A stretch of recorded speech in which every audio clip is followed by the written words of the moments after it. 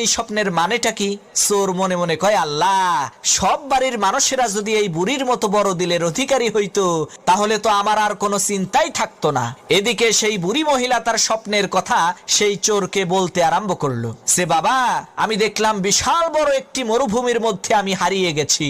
এমন সময় একটা ঈগল পাখি এসে জোরে জোরে 3 বার বলল, জামাল জামাল জামাল।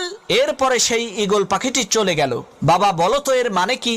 চোর মনে মনে চিন্তা করতে লাগলো, এই স্বপ্নের মানেটা কি হতে পারে। ইতিমধ্যে পাশের রুম থেকে সেই বুড়ি মহিলার একেবারে টকবগে জোয়ান ছেলে জামাল তার নাম জোরে জোরে শুনতে পেয়ে ঘুম থেকে উঠে ঘরের মধ্যে ঢুকে সেই চোরকে ইচ্ছা মতো পিটাতে আরম্ভ করলো। তখন সেই বুড়ি মহিলা বলল, হইছে, এবার থাম, ওর কৃতকর্মের ফলও পাইয়া গেছে। তখন সেই চোর বলল, না ভাই, থাইমো না, আমারে আরো মারো, যাতে ভবিষ্যতে আমার মনে থাকে শালারা আমি একটা চোর। স্বপ্নের ব্যাখ্যা করার কোনো জ্যোতিষী না।